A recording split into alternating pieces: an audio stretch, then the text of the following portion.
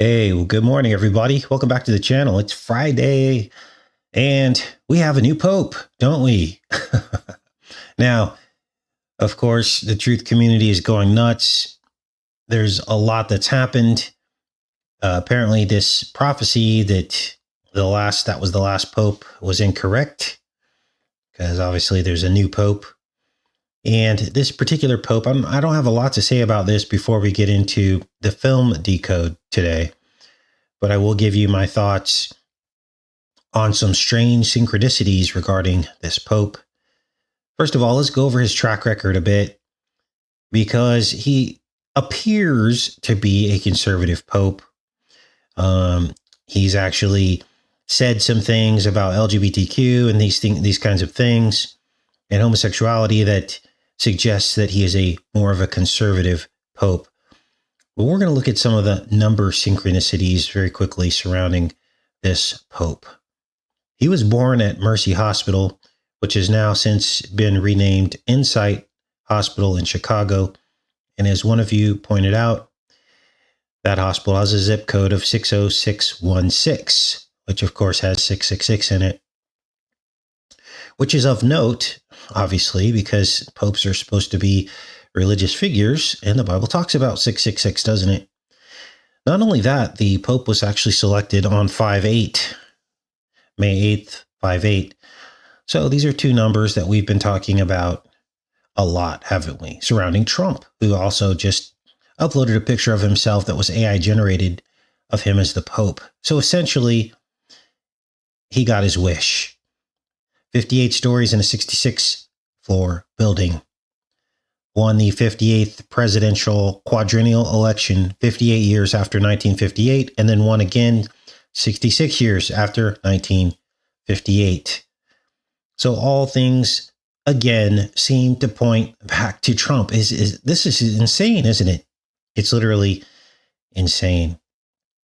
So that's about all I had to share about the new Pope. If you want to, deep dives on the new Pope, I'm sure there are a lot of channels that are doing hours-long shows about the new Pope. It is a pretty big deal.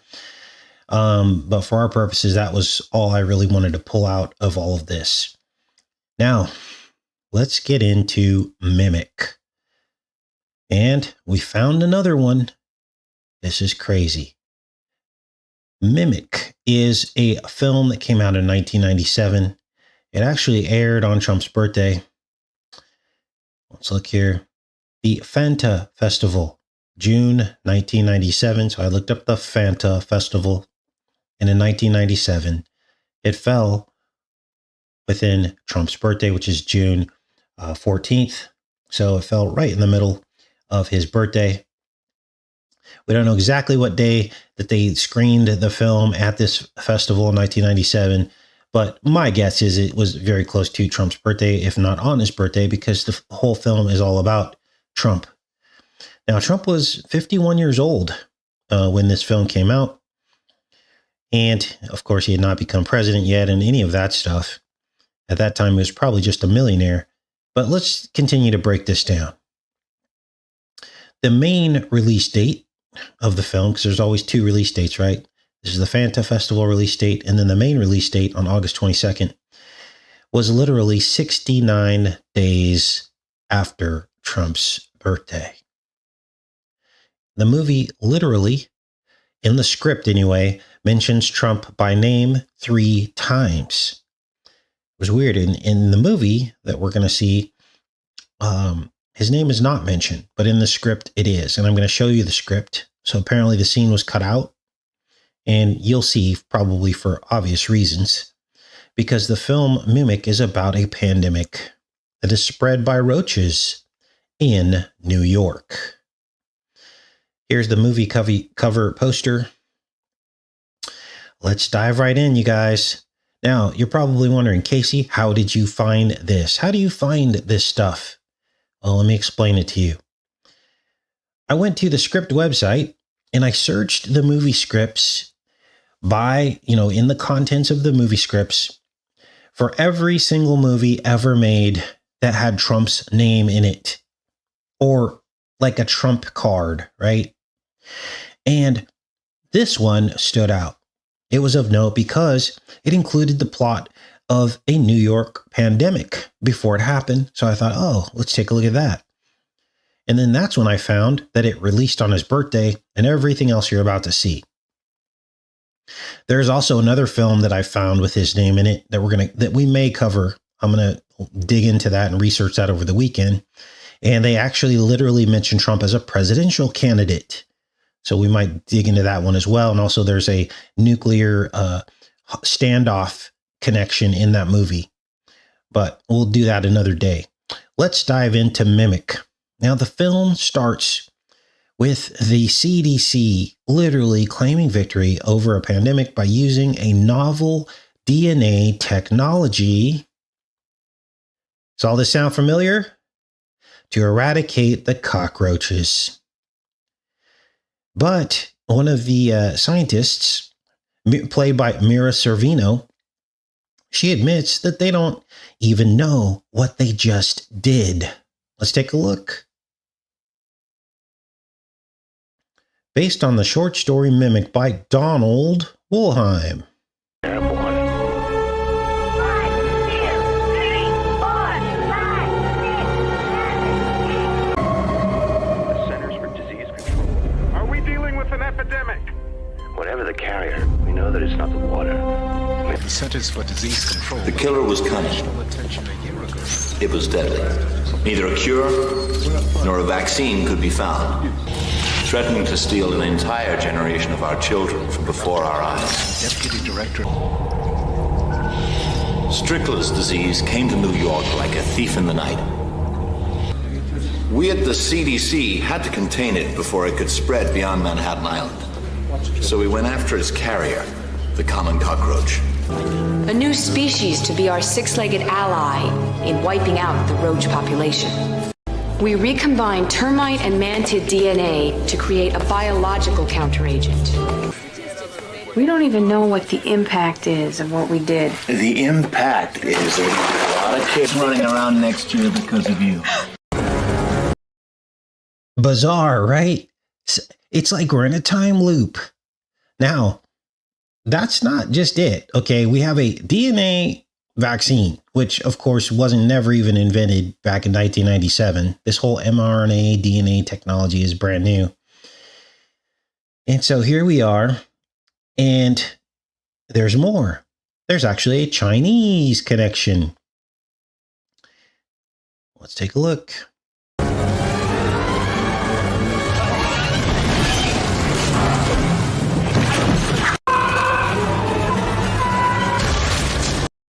And all kinds of cockroach milk, which is all happening right now as well. They're literally trying to tell us that cockroach milk is going to be the food of the future.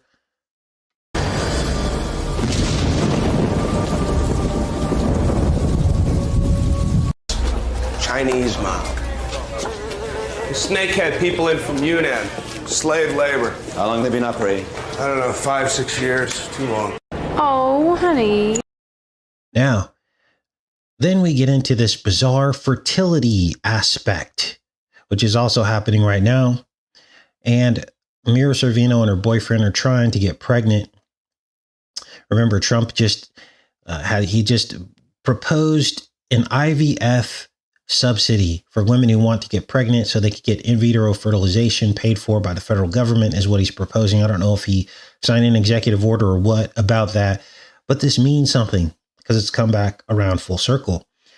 So here's the scene where her husband gives her this concoction that's supposed to help her get pregnant. Why'd you get this? Baby in a bottle. It comes from the urine of Italian menopausal nuns. So, monks bottle their own wines.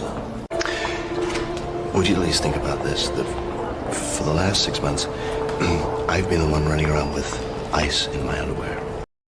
Now, weirdly, this is where Trump's name appears in the script. This is the official script. So obviously sometimes the scripts are changed or things are edited out of the final film. But here you see the dialogue. Monks bottle their own wine, don't they? She gently touches her belly. And this is her and Peter talking, and this is where Trump appears in the script. Let me read. It says, Siri, sandblast that thing. It looks like Trump Tower. Those mounds are supposed to be made of dirt and excretions, just like Trump Tower then. Then we go to the next appearance of Trump's name in the script. Oh, I guess that's it. Wait, hold on. Let me find it. Make sure I get all these. Okay, so that's it. Wow, right? What a trip. Right after this fertility scene. All of this is happening now. Let me take a quick intermission here and make sure everything's coming through. This show needs to come through crystal clear because this is huge. And so I'm going to let this chat catch up and make sure the sound's coming through and everything's good. And you guys can hear this okay. And then we're going to get into a Chinese white rabbit, which is next. Wasn't it the year of the rabbit during part of the pandemic or something? I don't remember. But we're going to see that as well after I get a sound check from one of you guys. Good morning. Yes, it's mimicking present day, James. Absolutely 100%. We keep finding these films coming full circle. Okay, everything's good. Okay, let's keep going with this. Chinese white rabbit. Now, this white rabbit actually appears. There's these Chinese church. It's literally a Chinese church that's like in this building, and they find it. Look at this rabbit. That's so creepy with all the stars around it. And it's like a Chinese cult almost. And they're the first ones that get attacked by the mimic. Okay, let's let this play out here.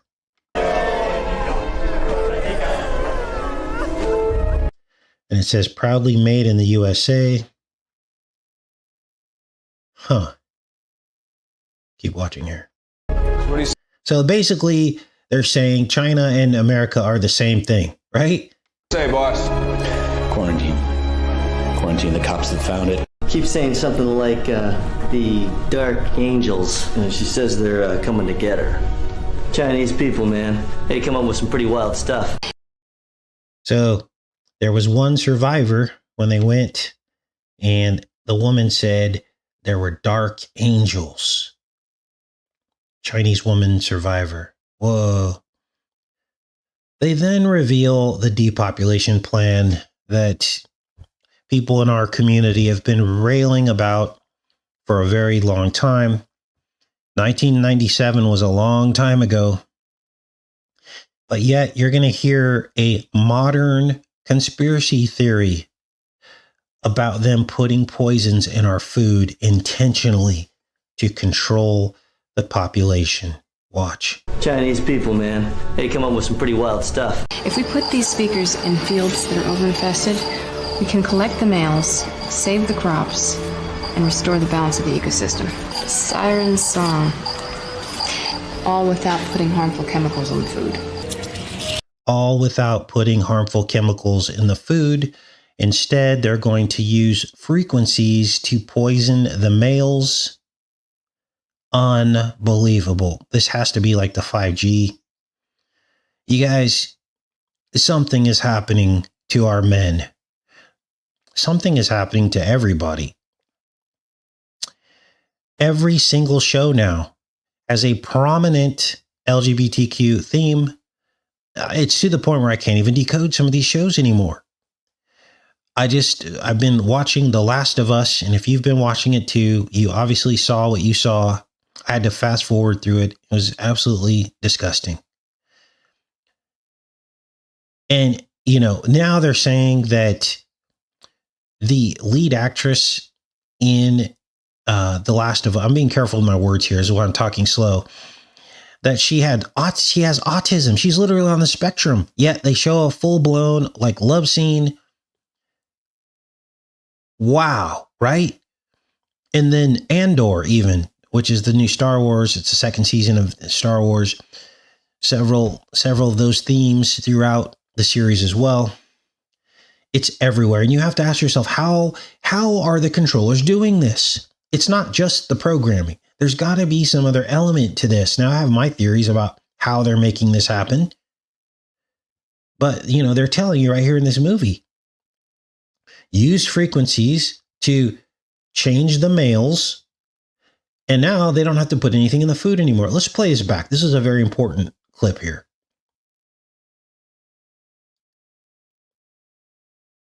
Get her. Chinese people, man. They come up with some pretty wild stuff. If we put these speakers in fields that are overinfested, we can collect the males, save the crops, and restore the balance of the ecosystem. Siren song. All without putting harmful chemicals on the food. There's your cockroach milk, which again is front page news now. Everyone heard it in the last couple weeks. Cockroach milk. Now, she gets stung by this cockroach, and then she sticks a pen in it after it stings her. And she calls this breed that she came up with to kill the rest of the cockroaches, she calls it the Judas breed. And that was the cure to the pandemic, the Judas breed. So there's biblical themes throughout this. We saw the Chinese church. Now we have the Judas breed. Watch. Oh my God. The transfer of recombinant genetic material from termites and mantids into Judas breed will allow rapid enzymatic change. The Judas breed. See that?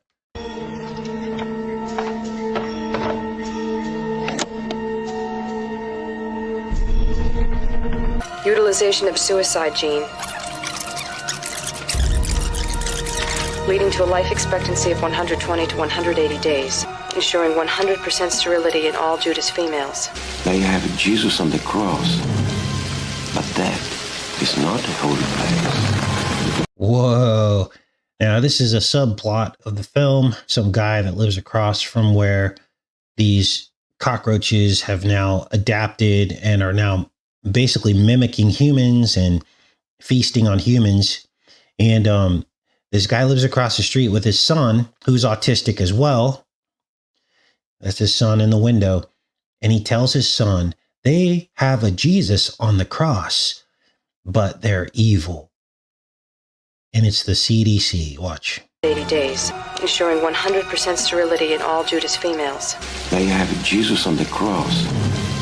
But that is not a holy place. Now, we all know this now, but for some reason, everybody put their brains on a shelf during the pandemic and completely trusted these people. Whoa, that's insane. Now let's keep watching, because next, Mira Sorvino finds out that she is in fact pregnant. But the inference here is that the child is not from a man. The child is from the bug that stung her earlier in the movie. We engineered them to be sterile adults. The Judases were not supposed to last past one generation. So what happened? The one I examined today was a baby.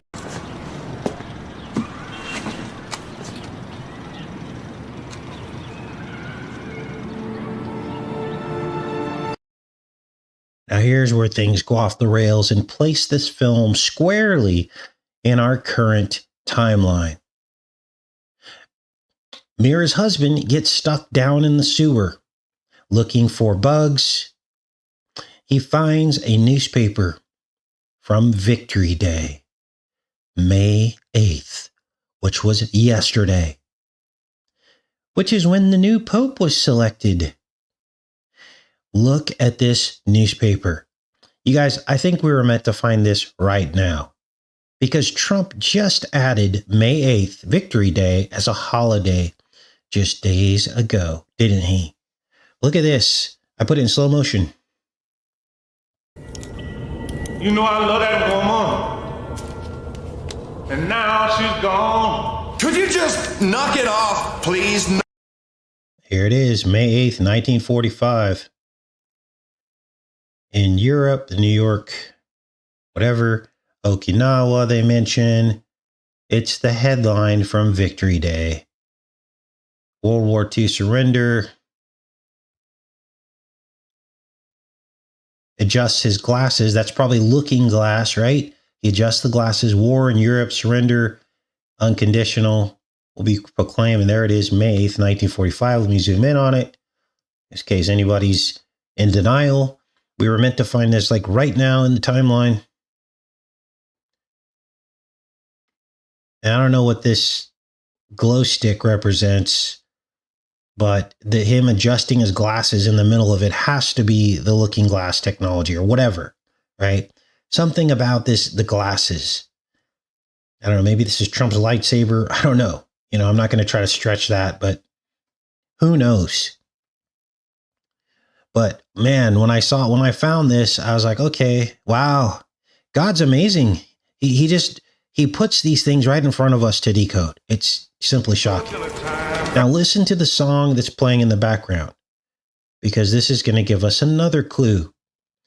The song that the cop was singing is called No Mr. Moore by the Fabulous Rhinestones is the name of the group. No Mr. Moore by the Fabulous Rhinestones. Ready for this? Cal David, who was born one day after Trump, was the guitarist for the very song being sung in this film. He died at age 79 during the Trump, actually this is during the Biden presidency, but still during the pandemic. He died of pneumonia, not COVID, but pneumonia. Trump will be 79 years old this year.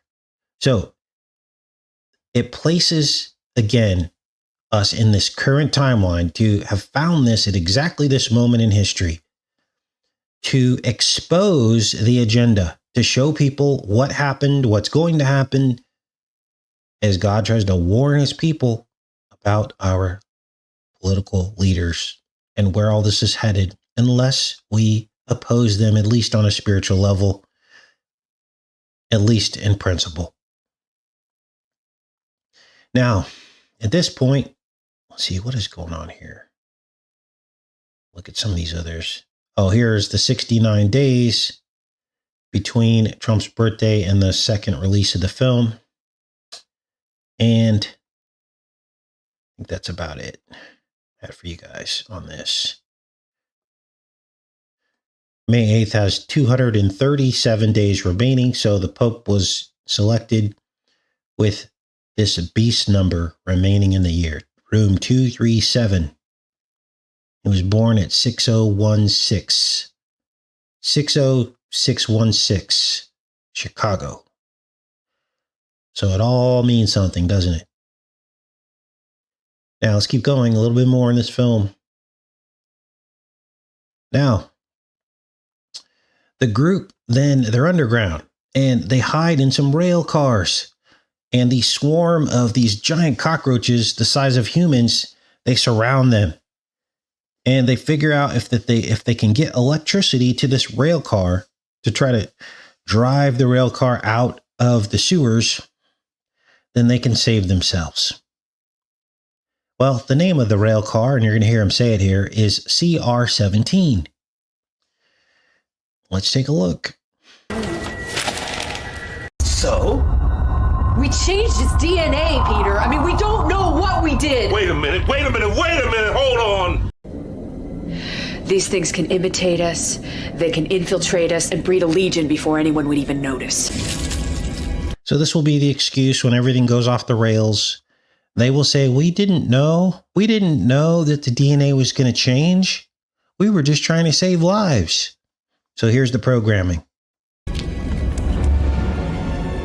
They capture one of these things and they dissect it and they find out that it literally is mimicking humans. Sometimes an insect will evolve to mimic its predator. The Judas evolved to mimic its predator.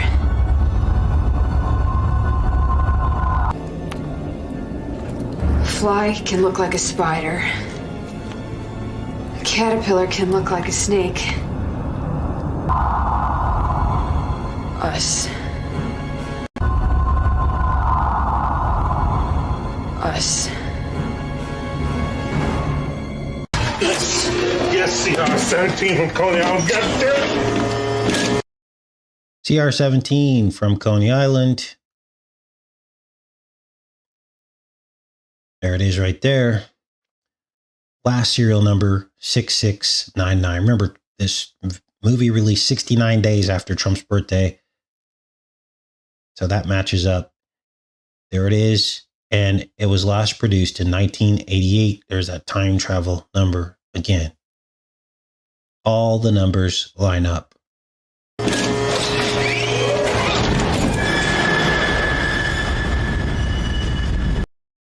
Now, I'm not going to give away the ending of the movie, but it is inferred that the baby that she is carrying is not her baby. Now, apparently there's a Mimic Part 2 sequel and a Mimic Part 3, but I think they both released straight to DVD, so I'm not even going to try to decode those because they're basically borderline B movies, and I don't really do a lot of B movies. I do the movies that most people have seen at some point, and because that's how the programming works. The programming has to be seen by a lot of people in order for it to work, right? So a B movie that's not seen by a lot of people is they're not putting too much effort into those movies, is the general rule. So what are your guys' thoughts on that? We have Cockroach Milk. We have the film releasing on Trump's birthday first, and then 69 days after his birthday. We have the Victory Day newspaper randomly found down in the sewer, which is happening now as well.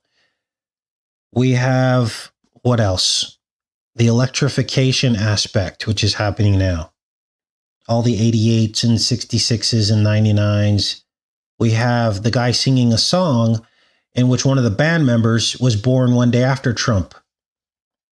Seems to be all about Trump, doesn't it? So that's a little summary of what we just did. Pope is 69. Oh, wow. Thanks, Kim. There's another connection. Wow. So Daryl saw Mimic 2. So, Daryl, let me ask you this.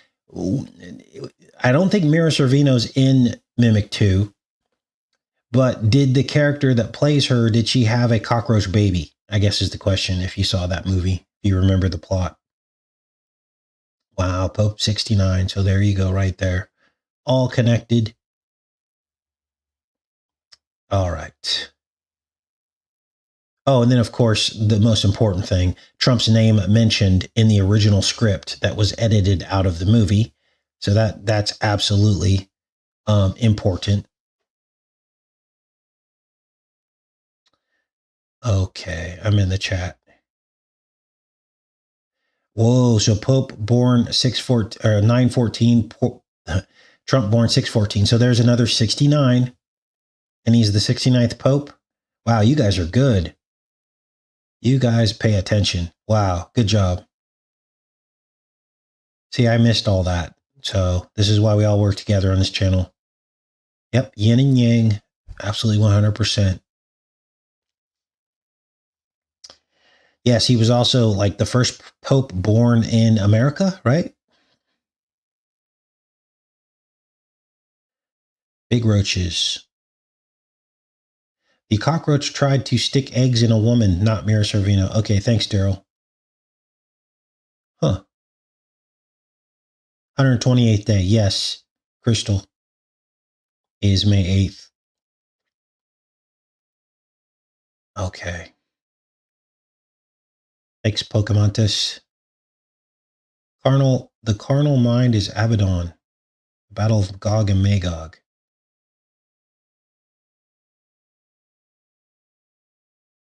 Okay.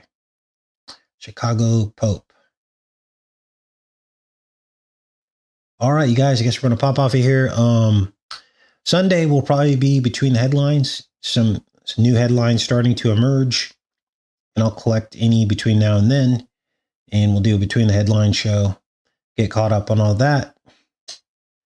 Yes, Monty, room 237 in The Shining. And the reason, okay, let me clarify that because I threw out something that was pretty major.